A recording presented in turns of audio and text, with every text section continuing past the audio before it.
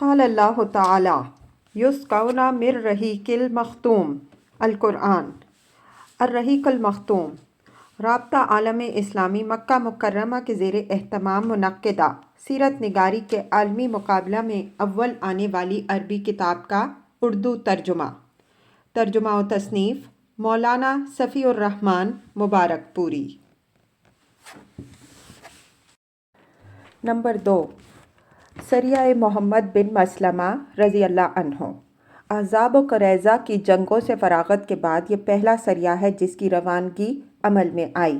یہ 30 آدمیوں کی مختصر سی نفری پر مشتمل تھا۔ اس سریہ کو نجد کے اندر بکرات کے علاقے میں ذریعہ کے آس پاس قرطہ نامی مقام پر بھیجا گیا۔ ذریعہ اور مدینہ کے درمیان 7 رات کا فاصلہ ہے۔ روانگی 10 محرم سن 6 ہجری کو عمل میں آئی تھی اور نشانہ بنو بکر بن کلاب کی ایک شاخ تھی۔ مسلمانوں نے چھاپا مارا تو دشمن کے سارے افراد بھاگ نکلے۔ مسلمانوں نے چوپائے اور بکریاں ہانک لیں اور محرم میں 1 دن باقی تھا کہ مدینہ آ گئے۔ یہ لوگ بنو حنیفہ کے سردار ثمامہ بن اسال حنفی کو بھی گرفتار کر لائے تھے۔ وہ مسیلمہ کذاب کے حکم سے بھیس بدل کر نبی صلی اللہ علیہ وسلم کو قتل کرنے کے لیے نکلا تھے، لیکن مسلمانوں نے انہیں گرفتار کر لیا اور مدینہ لا کر مسجد نبوی کے کھمبے سے باندھ دیا۔ نبی صلی اللہ علیہ وسلم تشریف لائے تو دریافت فرمایا، ثمامہ تمہارے نزدیک کیا ہے؟ انہوں نے کہا، اے محمد صلی اللہ علیہ وسلم، میرے نزدیک خیر ہے۔ اگر تم قتل کرو گے تو ایک خون والے کو قتل کرو گے، اور اگر احسان کرو گے تو ایک قدردان پر احسان کرو گے، اور اگر مال چاہتے ہو تو جو چاہو مانگ لو۔ اس کے بعد آپ صلی اللہ علیہ وسلم نے انہیں اسی حال میں چھوڑ دیا۔ پھر آپ صلی اللہ علیہ وسلم دوبارہ گزرے تو پھر وہی سوال کیا اور ثمامہ نے پھر وہی جواب دیا۔ اس کے بعد آپ صلی اللہ علیہ وسلم تیسری بار گزرے تو پھر وہی سوال و جواب ہوا۔ اس کے بعد آپ صلی اللہ علیہ وسلم نے صحابہ کرام رضی اللہ عنہم اجمعین سے فرمایا کہ ثمامہ کو آزاد کر دو۔ انہوں نے آزاد کر دیا۔ ثمامہ مسجد نبوی کے قریب کھجور کے ایک باغ میں گئے، غسل کیا اور آپ صلی اللہ علیہ وسلم کے پاس واپس آ کر مشرف با اسلام ہو گئے۔ پھر کہا، خدا کی قسم روئے زمین پر کوئی چہرہ میرے نزدیک آپ صلی اللہ علیہ وسلم کے چہرے سے زیادہ مبغوض نہ تھا، لیکن اب آپ صلی اللہ علیہ وسلم کا چہرہ دوسرے تمام چہروں سے زیادہ محبوب ہو گیا ہے۔ اور خدا کی قسم روئے زمین پر کوئی دین میرے نزدیک آپ صلی اللہ علیہ وسلم کے دین سے زیادہ مبغوض نہ تھا، مگر اب آپ صلی اللہ علیہ وسلم کا دین دوسرے تمام ادیان سے زیادہ محبوب ہو گیا ہے۔ آپ صلی اللہ علیہ وسلم کے سواروں نے مجھے اس حالت میں گرفتار کیا تھا کہ میں عمرہ کا ارادہ کر رہا تھا۔ رسول اللہ صلی اللہ علیہ وسلم نے فرمایا، خوش رہو، اور حکم دیا کہ عمرہ کر لیں۔ جب وہ دیار قریش میں پہنچے تو انہوں نے کہا کہ ثمامہ تم بد دین ہو گئے ہو۔ ثمامہ نے کہا، نہیں، بلکہ میں محمد صلی اللہ علیہ وسلم کے ہاتھ پر مسلمان ہو گیا ہوں، اور سنو، خدا کی قسم تمہارے پاس یمامہ سے گیہوں کا ایک دانہ نہیں آ سکتا جب تک کہ رسول اللہ صلی اللہ علیہ وسلم اس کی اجازت نہ دیں۔ یمامہ اہل مکہ کے لیے کھیت کی حیثیت رکھتا تھا۔ حضرت ثمامہ رضی اللہ عنہ نے وطن واپس جا کر مکے کے لیے غلہ کی روانگی بند کر دی، جس سے قریش سخت مشکلات میں پڑ گئے اور رسول اللہ صلی اللہ علیہ وسلم کو قرابت کا واسطہ دیتے ہوئے لکھا کہ ثمامہ رضی اللہ عنہ کو لکھ دیں کہ وہ غلے کی روانگی بند نہ کریں۔ رسول اللہ صلی اللہ علیہ وسلم نے ایسا ہی کیا۔ نمبر 3، غزوہ بنو لحیان۔ بنو لحیان وہی ہیں جنہوں نے مقام رجی میں 10 صحابہ کرام رضی اللہ عنہم اجمعین کو دھوکے سے گھیر کر 8 کو قتل کر دیا اور 2 کو اہل مکہ کے ہاتھوں فروخت کر دیا تھا، جہاں وہ بے دردی سے قتل کر دیے گئے۔ لیکن چونکہ ان کا علاقہ حجاز کے اندر بہت دور حدود مکہ کے قریب واقع تھا اور اس وقت مسلمانوں اور قریش و اعراب کے درمیان سخت کشاکش برپا تھی، اس لیے رسول اللہ صلی اللہ علیہ وسلم اس علاقے میں بہت اندر تک گھس کر بڑے دشمن کے قریب چلے جانا مناسب نہیں سمجھتے تھے۔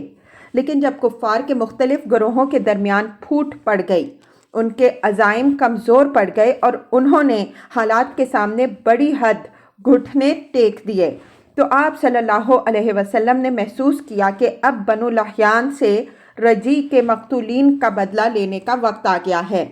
چنانچہ آپ صلی اللہ علیہ وسلم نے ربیع الاول یا جمادی الاول سن 6 ہجری میں 200 صحابہ رضی اللہ عنہم اجمعین کی معیت میں ان کا رخ کیا۔ مدینے میں حضرت ابن ام مکتوم رضی اللہ عنہ کو اپنا جانشین بنایا، اور ظاہر ہے کہ آپ صلی اللہ علیہ وسلم ملک شام کا ارادہ رکھتے تھے۔ اس کے بعد آپ صلی اللہ علیہ وسلم یلغار کرتے ہوئے امج اور اصفہان کے درمیان بطن غران نامی ایک وادی میں، جہاں آپ صلی اللہ علیہ وسلم کے صحابہ کرام رضی اللہ عنہم اجمعین کو شہید کیا گیا تھا، پہنچے اور ان کے لیے رحمت کی دعائیں کیں۔ ادھر بنو لحیان کو آپ صلی اللہ علیہ وسلم کی آمد کی خبر ہو گئی تھی، اس لیے وہ پہاڑ کی چوٹیوں پر نکل بھاگے اور ان کا کوئی آدمی بھی گرفت میں نہ آ سکا۔ آپ صلی اللہ علیہ وسلم نے ان کی سرزمین میں 2 روز قیام کیا۔ اس دوران سریے بھی بھیجے، لیکن بنو لحیان نہ مل سکے۔ اس کے بعد آپ صلی اللہ علیہ وسلم نے اصفہان کا قصد کیا اور وہاں سے 10 شہسوار کراہ الغمیم بھیجے تاکہ قریش کو بھی آپ صلی اللہ علیہ وسلم کی آمد کی خبر ہو جائے۔ اس کے بعد آپ صلی اللہ علیہ وسلم کل 14 دن مدینے سے باہر گزار کر مدینے واپس آ گئے۔ اس مہم سے فارغ ہو کر رسول اللہ صلی اللہ علیہ وسلم نے پے در پے فوجی مہمات اور سریے روانہ فرمائے۔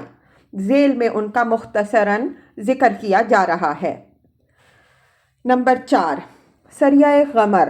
ربیع الاول یا ربیع الآخر سن 6 ہجری میں حضرت عکاشہ بن محسن رضی اللہ عنہ کو 40 افراد کی کمان دے کر مقام غمر کی جانب روانہ کیا گیا۔ یہ بنو اسد کے ایک چشمے کا نام ہے۔ مسلمانوں کی آمد سن کر دشمن بھاگ گیا اور مسلمان ان کے 200 اونٹ مدینہ ہانک لائے۔ نمبر 5، سریہ ذو القصہ 1۔ اسی ربیع الاول یا ربیع الآخر سن 6 ہجری میں حضرت محمد بن مسلمہ رضی اللہ عنہ کی سربراہی میں 10 افراد کا ایک دستہ ذو القصہ کی جانب روانہ کیا گیا۔ یہ مقام بنو ثعلبہ کے دیار میں واقع تھا۔ دشمن جس کی تعداد 100 تھی، کمین گاہ میں چھپ گیا، اور جب صحابہ کرام رضی اللہ عنہم اجمعین سو گئے تو اچانک حملہ کر کے انہیں قتل کر دیا۔ صرف محمد بن مسلمہ رضی اللہ عنہ بچ نکلنے میں کامیاب ہو سکے، اور وہ بھی زخمی ہو کر۔ نمبر 6، سریہ ذو القصہ 2۔ محمد بن مسلمہ رضی اللہ عنہ کے رفقا کی شہادت کے بعد ربیع الآخر سن 6 ہجری ہی میں نبی صلی اللہ علیہ وسلم نے حضرت ابو عبیدہ رضی اللہ عنہ کو ذو القصہ کی جانب روانہ کیا۔ انہوں نے 40 افراد کی نفری لے کر مذکورہ صحابہ کرام رضی اللہ عنہم اجمعین کی شہادت گاہ کا رخ کیا، اور رات بھر پیدل سفر کر کے صبح بنو ثعلبہ کے دیار میں پہنچتے ہی چھاپا مار دیا۔ لیکن بنو ثعلبہ اس تیزی سے پہاڑوں میں بھاگے کہ مسلمانوں کی گرفت میں نہ آ سکے۔ صرف ایک آدمی پکڑا گیا اور وہ مسلمان ہو گیا، البتہ مویشی اور بکریاں ہاتھ آئیں۔ نمبر 7، سریہ جموم۔ یہ سریہ زید بن حارثہ رضی اللہ عنہ کے زیر قیادت ربیع الآخر سن 6 ہجری میں جموم کی جانب روانہ کیا گیا۔ جموم مر الزہران موجودہ وادی فاطمہ میں بنو سلیم کے ایک چشمے کا نام ہے۔ حضرت زید رضی اللہ عنہ وہاں پہنچے تو قبیلہ مزینہ کی ایک عورت جس کا نام حلیمہ تھا گرفت میں آ گئی۔ اس نے بنو سلیم کے ایک مقام کا پتہ بتایا جہاں سے بہت مویشی، بکریاں اور قیدی ہاتھ آئے۔ حضرت زید رضی اللہ عنہ یہ سب لے کر مدینے واپس آئے۔ رسول اللہ صلی اللہ علیہ وسلم نے اس مزنی عورت کو آزاد کر کے اس کی شادی کر دی۔ Number 8، سریہ S. یہ سریہ 170 सवारों पर मुश्तमिल था और इसे भी हज़रत ज़ैद बिन हारिसा रज़ी अल्लाह अन्हो की ज़ेर क़यादत जमादुल ऊला सन 6 हिजरी में ऐस की जानिब रवाना किया गया था। इस मुहिम में कुरैश के एक काफ़िले का माल हाथ आया जो रसूल अल्लाह सल्लल्लाहु अलैहि वसल्लम के दामाद हज़रत अबुल आस की क़यादत में सफ़र कर रहा था। अबुल आस उस वक्त तक मुसलमान ना हुए थे। वो गिरफ्तार तो ना हो सके लेकिन भाग कर सीधा मदीना पहुँचे और हज़रत ज़ैनब रज़ी अल्लाह अन्हा की पनाह लेकर उनसे कहा कि वो रसूल अल्लाह सल्लल्लाहु अलैहि वसल्लम से कहकर काफ़िले का माल वापस दिला दें। हज़रत ज़ैनब रज़ी अल्लाह अन्हा ने रसूल अल्लाह सल्लल्लाहु अलैहि वसल्लम के सामने ये बात पेश की तो आप सल्लल्लाहु अलैहि वसल्लम ने किसी तरह का दबाव डाले बग़ैर सहाबा कराम रज़ी अल्लाह अन्हुम अजमाइन से इशारा किया कि माल वापस कर दें। सहाबा कराम रज़ी अल्लाह अन्हुम अजमाइन ने थोड़ा ज़्यादा और छोटा बड़ा जो कुछ था सब वापस कर दिया। अबुल आस रज़ी अल्लाह अन्हो सारा माल लेकर मक्का पहुँचे, अमानतें उनके मालिकों के हवाले की, फिर मुसलमान होकर मदीना तशरीफ़ लाए। रसूल अल्लाह सल्लल्लाहु अलैहि वसल्लम ने पहले ही निकाह की बुनियाद पर हज़रत ज़ैनब रज़ी अल्लाह अन्हा को इनके हवाले कर दिया, जैसा कि सही हदीस से साबित है। आप सल्लल्लाहु अलैहि वसल्लम ने पहले ही निकाह की बुनियाद पर इसलिए हवाले कर दिया था कि उस वक्त तक कुफ़ार पर मुसलमान औरतों के हराम किए जाने का हुक्म नाजिल नहीं हुआ था। और एक हदीस में ये जो आया है कि आप सल्लल्लाहु अलैहि वसल्लम ने निकाह जदीद के साथ रुखसत किया था या ये कि 6 बरस के बाद रुखसत किया था, तो ये ना मानन सही है ना सनदन, बल्कि दोनों लिहाज से ज़ईफ़ है। और जो लोग इसी ज़ईफ़ हदीस के कायल हैं वो एक अजीब मुतज़ाद बात कहते हैं। वो कहते हैं कि अबुल आस सन 8 हिजरी के अवाखिर में फ़तह मक्का से कुछ पहले मुसलमान हुए थे। फिर ये भी कहते हैं कि सन 8 हिजरी के अवाइल में हज़रत ज़ैनब रज़ी अल्लाह अन्हा का इंतकाल हो गया था। हालांकि अगर ये दोनों बातें सही मान ली जाएं तो तज़ाद बिल्कुल वाज़ेह है। सवाल ये है कि ऐसी सूरत में अबुल आस रज़ी अल्लाह अन्हो के इस्लाम लाने और हिजरत करके मदीना पहुँचने के वक्त हज़रत ज़ैनब रज़ी अल्लाह अन्हा ज़िंदा ही कहाँ थीं कि उन्हें उनके पास निकाह जदीद या निकाह कदीम की बुनियाद पर अबुल आस रज़ी अल्लाह अन्हो के हवाले किया जाता। हमने इस मौजू पर बलूगुल मराम की तालीक़ में बसत से गुफ्तगू की है। मशहूर साहब मगाज़ी मूसा बिन उक़बा का रुझान इस तरफ है कि ये वाक़या सन 7 हिजरी में और अबू बसीर और उनके रुफ़क़ा के हाथों पेश आया था, लेकिन ये ना हदीस सही के मुवाफ़िक है ना हदीस ज़ईफ़ के। नंबर 9, सरियाए तरफ या तरक़। ये सरिया भी हज़रत ज़ैद बिन हारिसा रज़ी अल्लाह अन्हो की क़यादत में जमादुल आखिर में तरफ या तरक़ नामी मकाम की तरफ रवाना किया गया। ये मकाम बनु सालबा के इलाके में था। हज़रत ज़ैद रज़ी अल्लाह अन्हो के साथ सिर्फ 15 आदमी थे, लेकिन बद्दुओं ने खबर पाते ही राह फ़रार इख्तियार की। उन्हें ख़तरा था कि रसूल अल्लाह सल्लल्लाहु अलैहि वसल्लम तशरीफ़ ला रहे हैं। हज़रत ज़ैद रज़ी अल्लाह अन्हो को 4 ऊँट हाथ लगे और वो 4 रोज़ बाद वापस आए। नंबर 10, सरिया वादियल कुरा। ये सरिया 12 आदमियों पर मुश्तमिल था और इसके कमांडर भी हज़रत ज़ैद रज़ी अल्लाह अन्हो थे। वो रजब सन 6 हिजरी में वादियुल कुरा की जानिब रवाना हुए। मकसद दुश्मन की नकलो हरकत का पता लगाना था, मगर वादी कुरा के बाशिंदों ने इन पर हमला करके 9 सहाबा रज़ी अल्लाह अन्हुम अजमाइन को शहीद कर दिया और सिर्फ 3 बच सके, जिनमें एक खुद हज़रत ज़ैद रज़ी अल्लाह अन्हो थे। नंबर 11, सरिया ख़ब्त। इस सरिया का ज़माना रजब सन 8 हिजरी बताया जाता है, मगर सयाक बताता है कि ये हुदैबिया से पहले का वाक़या है। हज़रत जाबिर रज़ी अल्लाह अन्हो का बयान है कि नबी सल्लल्लाहु अलैहि वसल्लम ने हमारे 300 सवारों की जमियत रवाना फरमाई। हमारे अमीर अबू उबैदा बिन जर्राह रज़ी अल्लाह अन्हो थे। कुरैश के एक काफ़िले का पता लगाना था।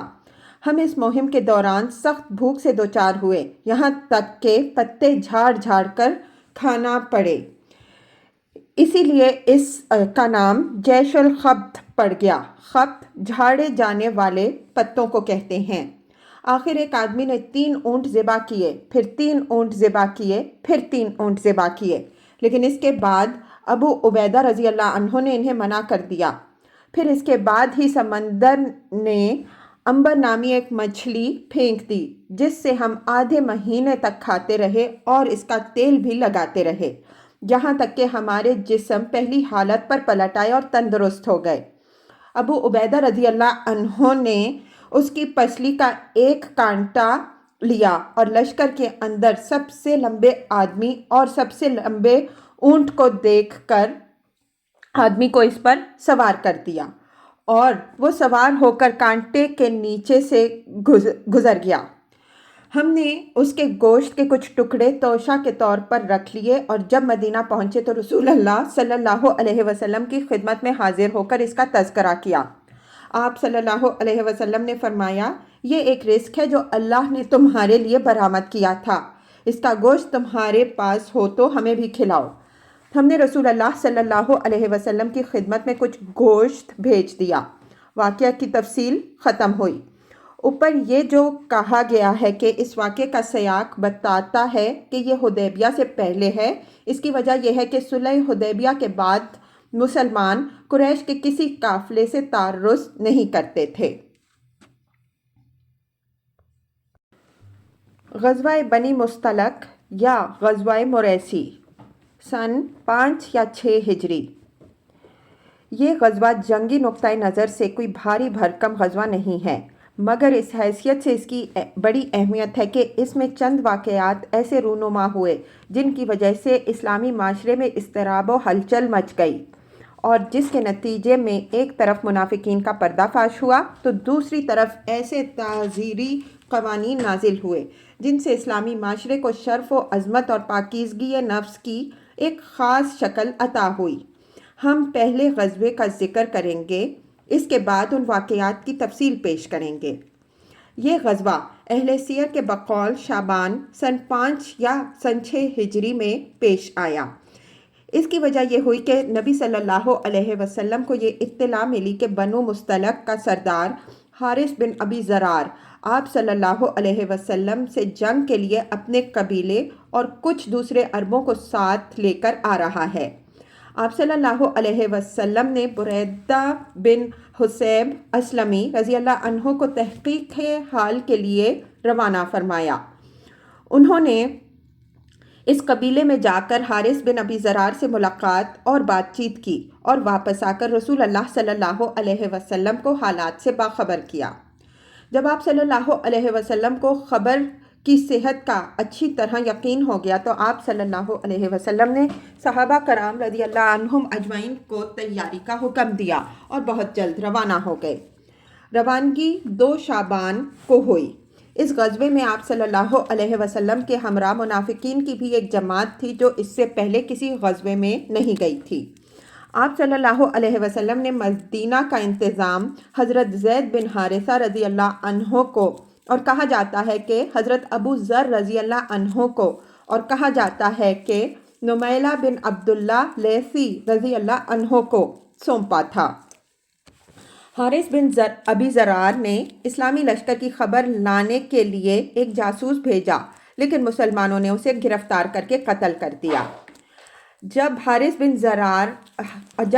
بن ابی ضرار اور اس کے رفقا کو رسول اللہ صلی اللہ علیہ وسلم کی روانگی اور اپنے جاسوس کے قتل کیے جانے کا علم ہوا تو وہ سخت خوفزدہ ہوئے، اور جو عرب ان کے ساتھ تھے وہ سب بکھر گئے۔ رسول اللہ صلی اللہ علیہ وسلم چشمہ مریسی تک پہنچے تو بنو مستلق آمادہ جنگ ہو گئے۔ رسول اللہ صلی اللہ علیہ وسلم اور صحابہ کرام رضی اللہ عنہم اجمعین نے بھی صف بندی کر لی۔ پورے اسلامی لشکر کے علمبردار حضرت ابو بکر رضی اللہ عنہ تھے، اور خاص انصار کا پھریرا حضرت سعد بن ابی عبادہ رضی اللہ عنہ کے ہاتھ میں تھا۔ کچھ دیر فریقین میں تیروں کا تبادلہ ہوا۔ اس کے بعد رسول اللہ صلی اللہ علیہ وسلم کے حکم سے صحابہ کرام رضی اللہ عنہم اجمعین نے یک بارگی حملہ کیا اور فتح یاب ہو گئے۔ مشرکین نے شکست کھائی، پھر کچھ مارے گئے، عورتوں اور بچوں کو قید کر لیا گیا، مویشی اور بکریاں بھی ہاتھ آئیں۔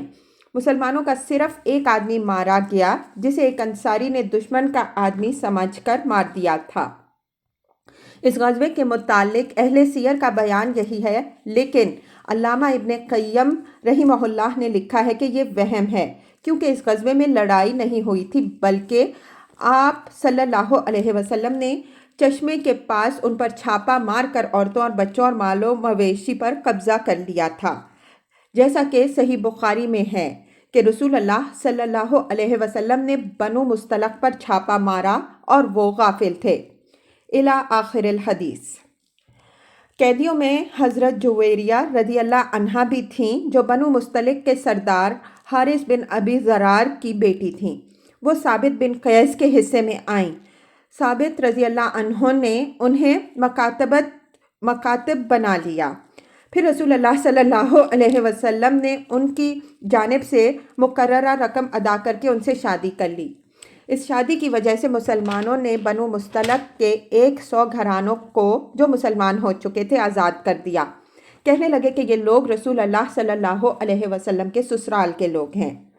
یہ ہے اس غزوے کی رویداد۔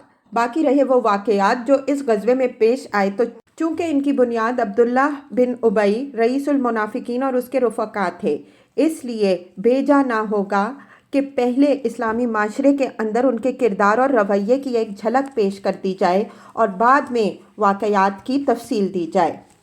غزوہ بنی مستلق سے پہلے منافقین کا رویہ۔ ہم کئی بار ذکر کر چکے ہیں کہ عبداللہ بن ابی کو اسلام اور مسلمانوں سے عموماً اور رسول اللہ صلی اللہ علیہ وسلم سے خصوصاً بڑی قد تھی، چونکہ اوس و خزرج اس کی قیادت پر متفق ہو چکے تھے اور اس کی تاج پوشی کے لیے مونگوں کا تاج بنایا جا رہا تھا کہ اتنے میں مدینہ کے اندر اسلام کی شعائیں پہنچ گئیں اور لوگوں کی توجہ ابن ابی سے ہٹ گئی۔ اس لیے اسے احساس تھا کہ رسول اللہ صلی اللہ علیہ وسلم نے اس کی بادشاہت چھین لی ہے۔ اس کی یہ قد اور جلن ابتدائی ہجرت ہی سے واضح تھی، جبکہ ابھی اس نے اسلام کا اظہار بھی نہیں کیا تھا۔ پھر اسلام کا اظہار کرنے کے بعد بھی اس کی یہی روش رہی۔ چنانچہ اس کے اظہار اسلام سے پہلے ایک بار رسول اللہ صلی اللہ علیہ وسلم گدھے پر سوار حضرت سعد بن عبادہ رضی اللہ عنہ کی عیادت کے لیے تشریف لے جا رہے تھے کہ راستے میں ایک مجلس سے گزر ہوا جس میں عبداللہ بن ابی بھی تھا۔ اس نے اپنی ناک ڈھک لی اور بولا، ہم پر غبار نہ اڑاؤ۔ پھر جب رسول اللہ صلی اللہ علیہ وسلم نے اہل مجلس پر قرآن کی تلاوت فرمائی تو کہنے لگا، آپ اپنے گھر میں بیٹھیے، ہماری مجلس میں قرآن سنا کر ہمیں تنگ نہ کیجیے۔ یہ اظہار اسلام سے پہلے کی بات ہے، لیکن جنگ بدر کے بعد جب اس نے ہوا کا رخ دیکھ کر اسلام کا اظہار کیا، تب بھی وہ اللہ، اس کے رسول صلی اللہ علیہ وسلم اور اہل ایمان رضی اللہ عنہم اجمعین کا دشمن ہی رہا اور اسلامی معاشرے میں انتشار برپا کرنے اور اسلام کی آواز کمزور کرنے کی مسلسل تدبیریں سوچتا رہا۔ وہ اعدائے اسلام سے بڑا مخلصانہ ربط رکھتا تھا، چنانچہ بنو قینقاع کے معاملے میں نہایت نامعقول طریقے سے دخل انداز ہوا تھا، جس کا ذکر پچھلے صفحات میں آ چکا ہے۔ اسی طرح اس نے غزوہ احد میں بھی شر، بدعہدی، مسلمانوں میں تفریق اور ان کی صفوں میں بے چینی و انتشار اور کھلبلی پیدا کرنے کی کوششیں کی تھیں۔ اس کا بھی ذکر گزر چکا ہے۔ اس منافق کے مکر و فریب کا یہ عالم تھا کہ یہ اپنے اظہار اسلام کے بعد ہر جمعہ کو جب رسول اللہ صلی اللہ علیہ وسلم خطبہ دینے کے لیے تشریف لاتے تو پہلے خود کھڑا ہو جاتا اور کہتا، لوگوں یہ تمہارے درمیان اللہ کے رسول صلی اللہ علیہ وسلم ہیں، اللہ نے ان کے ذریعے سے تمہیں عزت و احترام بخشا ہے، لہٰذا ان کی مدد کرو، انہیں قوت پہنچاؤ اور ان کی بات سنو اور مانو۔ اس کے بعد بیٹھ جاتا اور رسول اللہ صلی اللہ علیہ وسلم اٹھ کر خطبہ دیتے۔ پھر اس کی ڈھٹائی اور بے حیائی اس وقت انتہا کو پہنچ گئی جب جنگ احد کے بعد پہلا جمعہ آیا، کیونکہ یہ شخص اس جنگ میں اپنی بدترین دغابازی کے باوجود خطبے سے پہلے پھر کھڑا ہو گیا اور وہی باتیں دہرانی شروع کی جو اس سے پہلے کہا کرتا تھا۔ لیکن اب کی بار مسلمانوں نے مختلف اطراف سے اس کے کپڑوں کو پکڑ کر کہا، او اللہ کے دشمن، بیٹھ جا، تو نے جو جو حرکتیں کی ہیں اس کے بعد اب تو اس لائق نہیں رہ گیا۔ اس پر وہ لوگوں کی گردنیں پھلانگتا ہوا اور یہ بڑبڑاتا ہوا باہر نکل گیا کہ میں ان صاحب کی تائید کے لیے اٹھا تو معلوم ہوتا ہے کہ میں نے کوئی مجرمانہ بات کہہ دی۔ اتفاق سے دروازے پر ایک انصاری سے ملاقات ہو گئی۔ انہوں نے کہا تیری بربادی ہو، واپس چل۔ رسول اللہ صلی اللہ علیہ وسلم تیرے لیے دعائے مغفرت کر دیں گے۔ اس نے کہا خدا کی قسم میں نہیں چاہتا کہ وہ میرے لیے دعائے مغفرت کریں۔ علاوہ ازیں ابن ابی نے بنو نذیر سے بھی رابطہ قائم رکھا تھا اور ان سے مل کر مسلمانوں کے خلاف درپردہ سازشیں کیا کرتا تھا۔ اسی طرح ابن ابی اور اس کے رفقا نے جنگ خندق میں مسلمانوں کے اندر اضطراب اور کھلبلی مچانے اور انہیں مرعوب اور دہشت زدہ کرنے کے لیے طرح طرح کے جتن کیے تھے، جس کا ذکر اللہ تعالیٰ نے سورہ احزاب کی ذیل آیات میں کیا ہے۔ وَإِذْ يَقُولُ الْمُنَافِقُونَ وَالَّذِينَ فِي قُلُوبِهِم مَّرَضٌ مَّا وَعَدَنَا اللَّهُ وَرَسُولُهُ إِلَّا غُرُورًا وَإِذْ قَالَتْ طَائِفَةٌ مِّنْهُمْ يَا أَهْلَ يَثْرِبَ لَا مُقَامَ لَكُمْ فَارْجِعُوا وَيَسْتَأْذِنُ فَرِيقٌ مِّنْهُمُ النَّبِيَّ يَقُولُونَ إِنَّ بُيُوتَنَا عَوْرَةٌ وَمَا هِيَ بِعَوْرَةٍ إِن يُرِيدُونَ إِلَّا فِرَارًا وَلَوْ دُخِلَتْ عَلَيْهِم مِّنْ أَقْطَارِهَا ثُمَّ سُئِلُوا الْفِتْنَةَ لَآتَوْهَا وَمَا تَلَبَّثُوا بِهَا إِلَّا يَسِيرًا وَلَقَدْ كَانُوا عَاهَدُوا اللَّهَ مِن قَبْلُ لَا يُوَلُّونَ الْأَدْبَارَ وَكَانَ عَهْدُ اللَّهِ مَسْئُولًا قُلْ لَن يَنفَعَكُمُ الْفِرَارُ إِن فَرَرْتُم مِّنَ الْمَوْتِ أَوِ الْقَتْلِ وَإِذًا لَّا تُمَتَّعُونَ إِلَّا قَلِيلًا قُلْ مَنْ ذَا الَّذِي يَعْصِمُكُم مِّنَ اللَّهِ إِنْ أَرَادَ بِكُمْ سُوءًا أَوْ أَرَادَ بِكُمْ رَحْمَةً وَلَا يَجِدُونَ لَهُم مِّن دُونِ اللَّهِ وَلِيًّا وَلَا نَصِيرًا قَدْ يَعْلَمَ اللَّهُ الْمُعَوِّقِينَ مِنكُمْ وَالْقَائِلِينَ لِإِخْوَانِهِمْ هَلُمَّ إِلَيْنَا وَلَا يَأْتُونَ الْبَأْسَ إِلَّا قَلِيلًا أَشَحَّةً عَلَيْكُمْ فَإِذَا جَاءَ الْخَوْفُ رَأَيْتَهُمْ يَنظُرُونَ إِلَيْكَ تَدُورُ أَعْيُنُهُمْ كَالَّذِي يُغْشَىٰ عَلَيْهِ مِنَ الْمَوْتِ فَإِذَا ذَهَبَ الْخَوْفُ سَلَكُوكُم بِأَلْسِنَةٍ حِدَادًا أَشَحَّةً عَلَى الْخَيْرِ أُولَٰئِكَ لَمْ يُؤْمِنُوا فَأَحْبَطَ اللَّهُ أَعْمَالَهُمْ وَكَانَ ذَٰلِكَ عَلَى اللَّهِ يَسِيرًا يَحْسَبُونَ الْأَحْزَابَ لَمْ يَذْهَبُوا وَإِن يَأْتِ الْأَحْزَابُ يَوَدُّوا لَوْ أَنَّهُمْ بَادُّونَ فِي الْأَعْرَابِ يَسْأَلُونَ عَنْ أَنبَائِكُمْ وَلَوْ كَانُوا فِيكُمْ مَا قَاتَلُوا إِلَّا قَلِيلًا۔ آیات 12-20۔ اور جب منافقین اور وہ لوگ جن کے دلوں میں بیماری ہے کہہ رہے تھے کہ ہم سے اللہ اور اس کے رسول نے جو وعدہ کیا تھا وہ محض فریب تھا، اور جب ان میں سے ایک گروہ کہہ رہا تھا کہ اے یثرب والوں، اب تمہارے لیے ٹھہرنے کی گنجائش نہیں، پلٹ جاؤ، اور ان کا ایک فریق یہ کہہ رہا تھا کہ نبی سے اجازت طلب کر رہا تھا کہ ہمارے گھر کھلے پڑے ہیں، یعنی ان کی حفاظت کا انتظام نہیں، حالانکہ وہ کھلے پڑے نہ تھے، یہ لوگ محض بھاگنا چاہتے تھے، اور اگر شہر کے اطراف سے ان پر دھاوا بول دیا گیا ہوتا اور ان سے فتنے میں شرکت کا سوال کیا گیا ہوتا تو یہ اس میں جا پڑتے اور بمشکل ہی کچھ رکتے۔ انہوں نے اس سے پہلے اللہ سے عہد کیا تھا کہ ہم پیٹھ نہ پھیریں گے، اور اللہ سے کیے ہوئے عہد کی باز پرس ہو کر رہنی ہے۔ آپ کہہ دیجئے کہ تم موت یا قتل سے بھاگو گے تو بھگدڑ تمہیں نفع نہ دے گی، اور ایسی صورت میں تمتع کا تھوڑا ہی موقع دیا جائے گا۔ آپ کہہ دیں کہ کون ہے جو تمہیں اللہ سے بچا سکتا ہے اگر وہ تمہارے لیے برا ارادہ کرے یا تم پر مہربانی کرنا چاہے، اور یہ لوگ اللہ کے سوا کسی اور حامی و مددگار کو نہ پائیں گے۔ اللہ تم میں سے ان لوگوں کو اچھی طرح جانتا ہے جو روڑے اٹکاتے اور اپنے بھائیوں سے کہتے ہیں کہ ہماری طرف آؤ، اور جو لڑائی میں محض تھوڑا سا حصہ لیتے ہیں، جو تمہارا ساتھ دینے میں انتہائی بخیل ہیں۔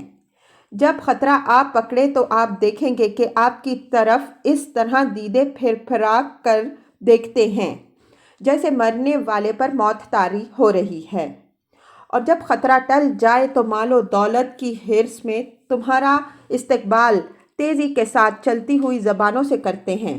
یہ لوگ در حقیقت ایمان ہی نہیں لائے ہیں، اس لیے اللہ نے ان کے اعمال اکارت کر دیے اور اللہ پر یہ بات آسان ہے۔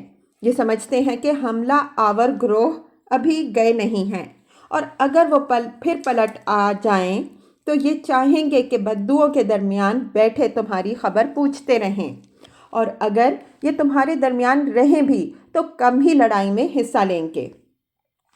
ان آیات میں موقع کی مناسبت سے منافقین کے انداز فکر، طرز عمل، نفسیات اور خود غرضی اور موقع پرستی کا ایک جامع نقشہ کھینچ دیا گیا ہے۔ ان سب کے باوجود یہود اور منافقین اور مشرکین غرض سارے ہی اعدائے اسلام کو یہ بات اچھی طرح معلوم تھی کہ اسلام کے غلبے کا سبب مادی توافق یعنی اسلحہ، لشکر اور تعداد کی کثرت نہیں ہے، بلکہ اس کا سبب وہ خدا پرستی اور اخلاقی قدریں ہیں جن سے پورا اسلامی معاشرہ اور دین اسلام سے تعلق رکھنے والا ہر فرد سرفراز و بہرہ مند ہے۔ ان اعدائے اسلام کو یہ بھی معلوم تھا کہ اس فیض کا سرچشمہ رسول اللہ صلی اللہ علیہ وسلم کی ذات گرامی ہے، جو ان اخلاقی قدروں کا معجزے کی حد تک سب سے بلند نمونہ ہے۔ اسی طرح یہ اعدائے اسلام 4-5 سال تک برسر پیکار رہ کر یہ بھی سمجھ چکے تھے کہ اس دین اور اس کے حاملین کو ہتھیاروں کے بل پر نیست و نابود کرنا ممکن نہیں۔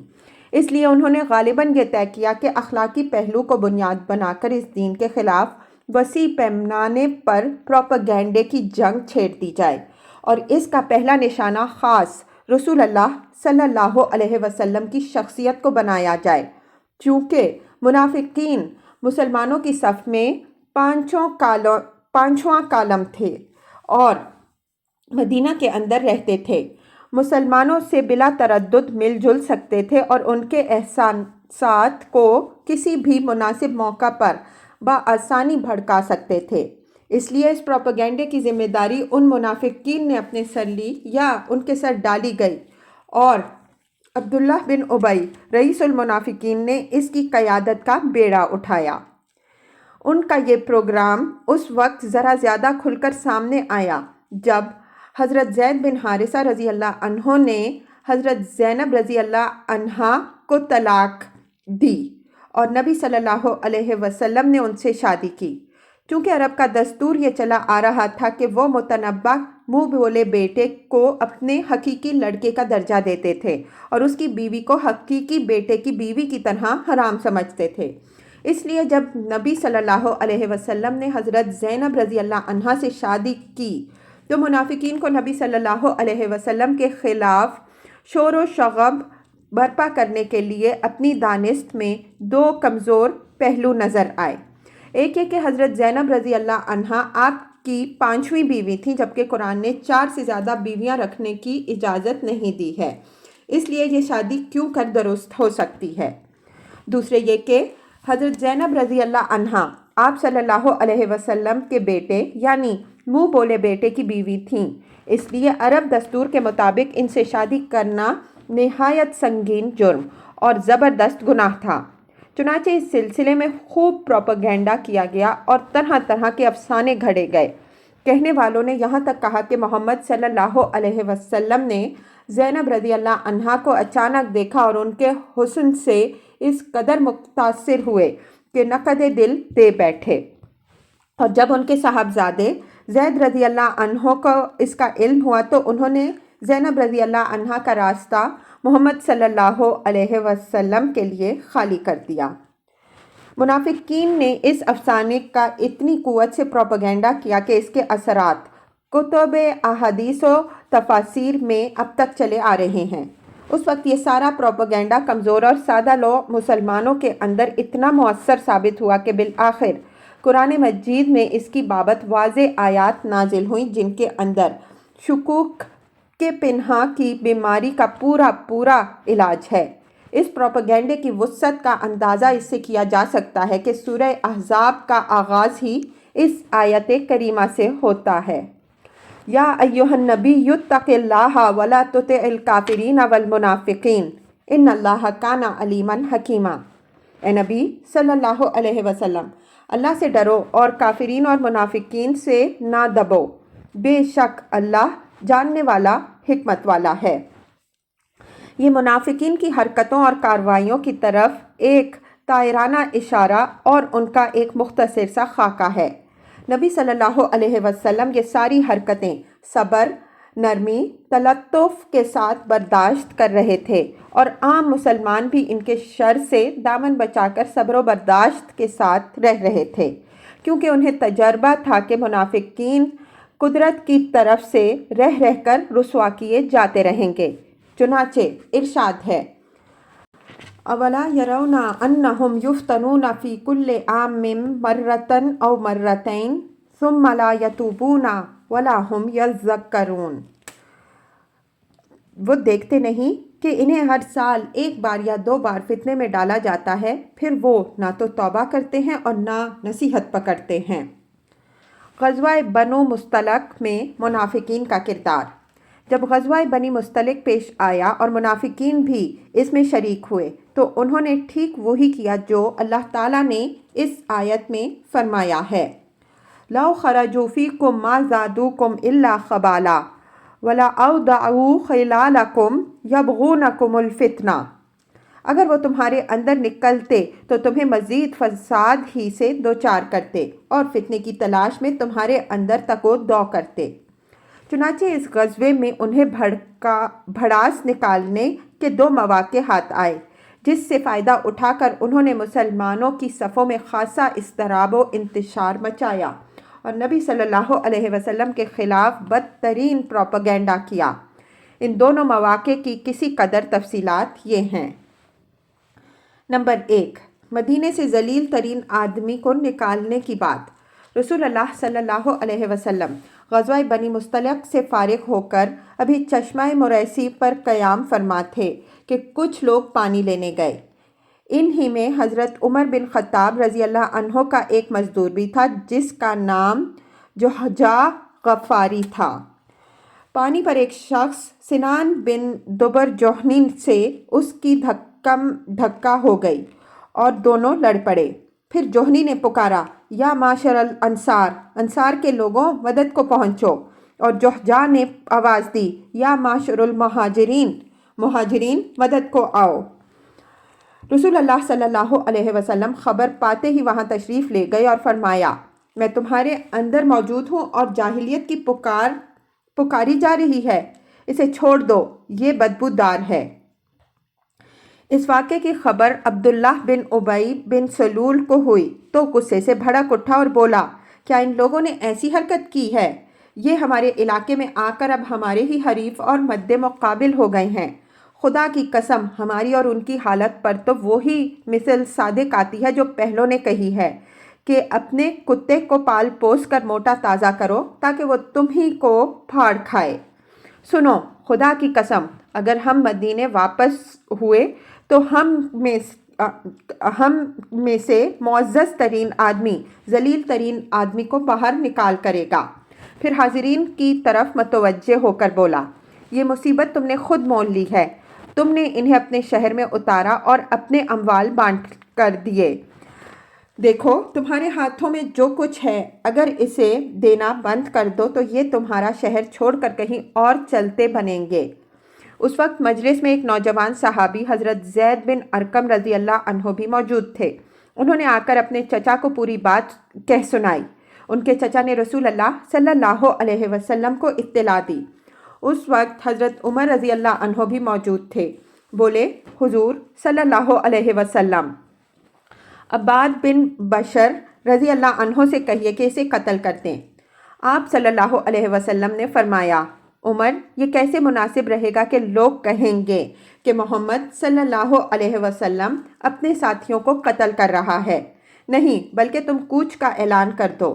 یہ ایسا وقت تھا جس میں آپ صلی اللہ علیہ وسلم کوچ نہیں فرمایا کرتے تھے۔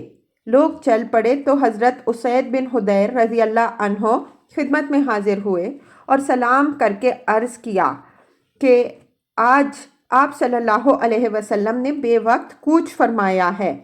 آپ صلی اللہ علیہ وسلم نے فرمایا: کیا تمہارے صاحب یعنی ابن ابی نے جو کچھ کہا ہے تمہیں اس کی خبر نہیں ہوئی؟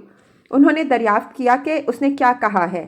آپ صلی اللہ علیہ وسلم نے فرمایا: اس کا خیال ہے کہ اگر وہ مدینہ واپس ہوا تو معزز ترین آدمی ذلیل ترین آدمی کو مدینہ سے نکال باہر کرے گا۔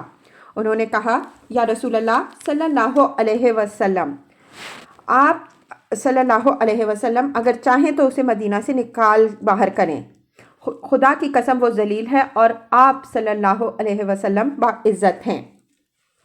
اس کے بعد انہوں نے کہا اے اللہ کے رسول صلی اللہ علیہ وسلم، اس کے ساتھ نرمی برتیے کیونکہ بخدا اللہ تعالیٰ آپ صلی اللہ علیہ وسلم کو ہمارے پاس اس وقت لے آیا جب اس کی قوم اس کی تاج پوشی کے لیے مونگوں کا تاج تیار کر رہی تھی، اس لیے اب وہ سمجھتا ہے کہ آپ صلی اللہ علیہ وسلم نے اس سے اس کی بادشاہت چھین لی ہے۔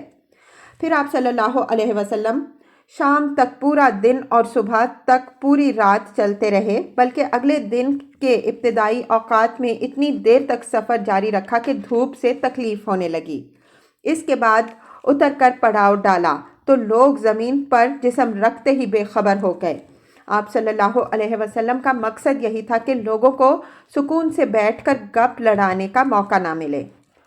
ادھر عبداللہ بن ابی کو جب پتہ چلا کہ زید بن ارقم رضی اللہ عنہ نے بھانڈا پھوڑ دیا ہے تو رسول اللہ صلی اللہ علیہ وسلم کی خدمت میں حاضر ہوا اور اللہ کی قسم کھا کر کہنے لگا کہ اس نے جو بات آپ کو بتائی ہے وہ میں نے نہیں کہی اور نہ اسے زبان پر لایا ہوں۔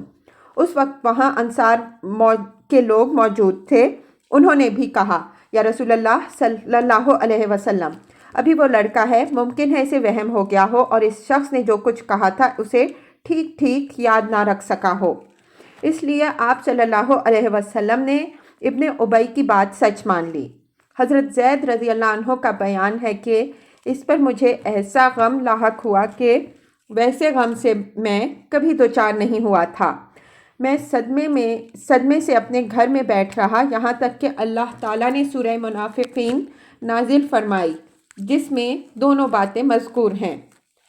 ہم الذین یقولون لا تنفقوا علی من عند رسول اللہ حتی ینفضوا، یہ منافقین وہی ہیں جو کہتے ہیں کہ جو لوگ رسول اللہ صلی اللہ علیہ وسلم کے پاس ہیں ان پر خرچ نہ کرو یہاں تک کہ وہ چلتے بنے۔ یقولون لئن رجعنا الی المدینۃ لیخرجن الاعز منها الاذل، یہ منافقین کہتے ہیں کہ اگر ہم مدینہ واپس ہوئے تو اس سے عزت والا ذلت والے کو نکال باہر کرے گا۔ حضرت زید رضی اللہ عنہ کہتے ہیں کہ اس کے بعد رسول اللہ صلی اللہ علیہ وسلم نے مجھے بلوایا اور یہ آیتیں پڑھ کر سنائیں، پھر فرمایا اللہ نے تمہاری تصدیق کر دی۔ اس منافق کے صاحبزادے جن کا نام عبداللہ ہی تھا، اس کے بالکل برعکس نہایت نیک طبیعت انسان اور خیار صحابہ رضی اللہ عنہم اجمعین میں سے تھے۔ انہوں نے اپنے باپ سے برات اختیار کر لی اور مدینے کے دروازے پر تلوار سونت کر کھڑے ہو گئے۔ جب ان کا باپ عبداللہ بن ابی وہاں پہنچا تو اس سے بولے خدا کی قسم آپ یہاں سے آگے نہیں بڑھ سکتے یہاں تک کہ رسول اللہ صلی اللہ علیہ وسلم اجازت دے دیں، کیونکہ حضور عزیز ہیں اور آپ ذلیل ہیں۔ اس کے بعد جب نبی صلی اللہ علیہ وسلم وہاں تشریف لائے تو آپ صلی اللہ علیہ وسلم نے اس کو مدینہ داخل ہونے کی اجازت دی اور تب صاحبزادے نے باپ کا راستہ چھوڑا۔ عبداللہ بن ابی کے ان صاحبزادے حضرت عبداللہ بن عبداللہ نے آپ صلی اللہ علیہ وسلم سے یہ بھی عرض کی تھی کہ اے اللہ کے رسول صلی اللہ علیہ وسلم، آپ صلی اللہ علیہ وسلم اسے قتل کرنے کا ارادہ رکھتے ہوں تو مجھے فرمائیے، خدا کی قسم میں اس کا سر آپ کی خدمت میں حاضر کر دوں گا۔